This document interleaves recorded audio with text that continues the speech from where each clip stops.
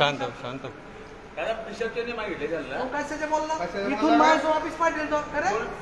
हे लोक लॅट्रिनचं मागितलं लॅट्रिन म्हणलोच नाही आम्ही लॅट्रिन लॅट्रिनचे पैसे मागितले पिशवचे मागितले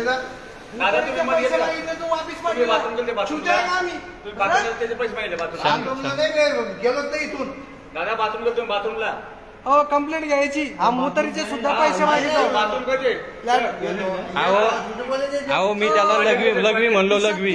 3 रुपये म्हणला तुम्हाला 5 रुपये बी नाही म्हणला दादा एक टॉयलेटला गेलते मी टॉयलेटचे पैसे मागितले दाखवतो कॅमेरा किती कोण गेलं अरे तुला दिसतं का आम्ही? कोण गेलं टॉयलेट मध्ये टॉयलेटला गेलते मध्ये पागल झाला काय? पागल झाला. मला टॉयलेटला गेलते ट्रेन कितने बजे आई है म्हणजे टॉयलेटचे पैसे मागायचे छुट्या बोल रहा क्या छोटे दादा टॉयलेटचे पैसे कुठला मागितले तू? मी कुठला? तर खोटं करतो खाजा बाबा शपथ आई आई शपथ नाही अरे बापरे काल लबाड माणूस आहे. आई बाबाच तिकीट दाखव आपण कधी निघलो कधी निघलो आई शपथ आज कुठे कॅमेरे सर आम्ही अजून आलो मला प्रेशर आहे सर मी आता इतकी प्रेशर है मैं लगे थांबवलेली है मैं अभी तक रुपया करा तुमको मुझको दिखता हूँ कितना प्रेशर आएगा आणि वो बोल रहा कंप्लेंट घ्या सर आमची तक्रार घ्या नाही आम्ही तक्रार देतो जाऊ द्या लेखी तो मान्य नाही करायला नाही कॅमेरे चेक करा कोणते पैसे मागले हा चेक कर त्याच्यात तो 3 रुपये म्हणला पैसे दिए थे नहीं ना किया ही नाही आम्हाला ठीक है जाइए वापिस भेजा है ना? ठीक है अब नहीं मांगेगा जाइए जाइए आता याच्यानंतर आमचा प्रकार हो घडून द्या. सर असं नाहीये ठीक आहे आम्ही बोललोय पण जे बोलत नाही त्याच्यावर किती अत्याचार पैसे नहीं मांगा ए देखो लैट्रिन का कंप्लेन आ रहा है तू ये सब काम मत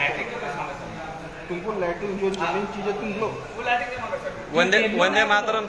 बस जो जेन्युइन नहीं वो नहीं जो तू संडास जा रहा है जब तू जा रहा आपण आता सध्या औरंगाबाद रेल्वे स्टेशन मध्ये आहोत आणि माझी कृपया नागरिकांना विनंती आहे हा जो भाऊ आहे याच्या तोंडून ऐका जे काही प्रवासी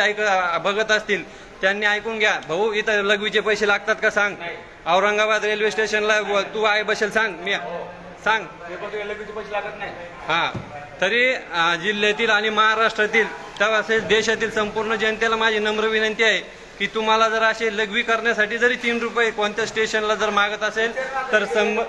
तर संबंधित जे काही प्रबंधक असतील रेल्वे स्टेशनचे त्यांच्याशी भेटा हा 3 रुपयाचा विषय नाही हा सर्वसामान्य जनतेची 3-3 रुपये करून लाखोनी होणारी करोडो कोटीने होणारी हा लूट आहे ही लूटमार ही थांबली पाहिजे याच्यावर आम्ही आज याच्या पहिलेही 3-4दा आम्ही नाशिकला आलो पण आम्ही लघवीला आलो असताना ते 3-3 रुपये मागितले होते पण आम्ही इथं केले नाही कारण आम्ही म्हटलं जाऊ द्या छोट्या गोष्टीसाठी कुठं यांच्या नादी लागता कुठं यांच्याशी वादविवाद घालता परंतु आज हे असह्य झालं आहे की एखाद्याला जर खरंच लघवीला जाण्यासाठी सुद्धा या देशात जर पैसे लागत असतील तर खरंच मोठं खूप दुर्दैव आहे की भारत स्वतंत्र होऊन आज 78 वर्ष झाले आणि आपल्याच देशात आपल्याला मुताईची चोरी झालेली आहे हे खरंच मोठं दुर्भाग्य समजतो मी आणि हे जे ना कुठेतरी थांबलं पाहिजे तसंच माझे सर्व नागरिकांना आव्हान आहे की तुम्हीही याविषयी बोलत जा आवाज उठवा ह्या 2 आणि 3 रुपयाचा विषय नाही आहे हा लाखो करोड कोटी भारतीयांचा लूटमारीचा विषय आहे तुम्ही नागरिकांना विचारा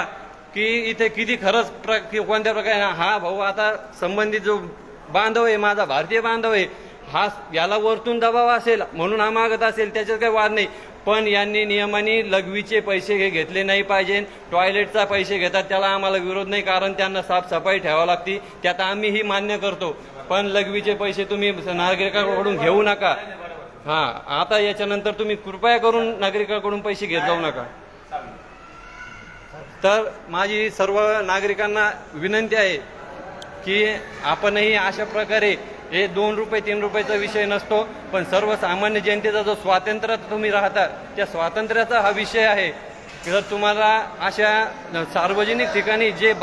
आपली मालमत्ता आहे आपल्या देशाची मालमत्ता आहे आणि आपण या देशाचे मालक आहोत तरी सुद्धा आपल्याला मुताईची सुद्धा चोरी झालेली या देशामध्ये आहे ती चोरी थांबली पाहिजे आणि तुम्हाला तुमचा जो न्याय हक्क आहे तो मिळाला पाहिजे एवढाच आमचा हा व्हिडिओ बनवण्यामागचा उद्देश होता तरी या व्हिडिओ मागे ज्यांनी हा बघितला तो प्लीज शेअर करा आणि फॉरवर्ड करा आणि जर तुम्हाला असे कोणत्याही रेल्वे स्टेशनवर जर लघवीचे सुद्धा पैसे मागत असतील तर बिनधास्तपणे तक्रार करा त्याची तक्रार प्रबंधककडे करा रेल्वे स्टेशनच्या कृपया घाबरू नका तुम्ही जर घाबरून राहाल तर गुलाम बनवेल तुम्हाला हा देश हा देश स्वातंत्र्य होऊन 78 वर्ष झाले. त्या स्वातंत्र्याचा साठी ज्यांनी ज्यांनी त्याग दिला त्या त्यागाचे थोडी तरी जाण ठेवा आणि स्वतःला जागरूक बनवा आणि निर्भय बनवा. वंदे मातरम.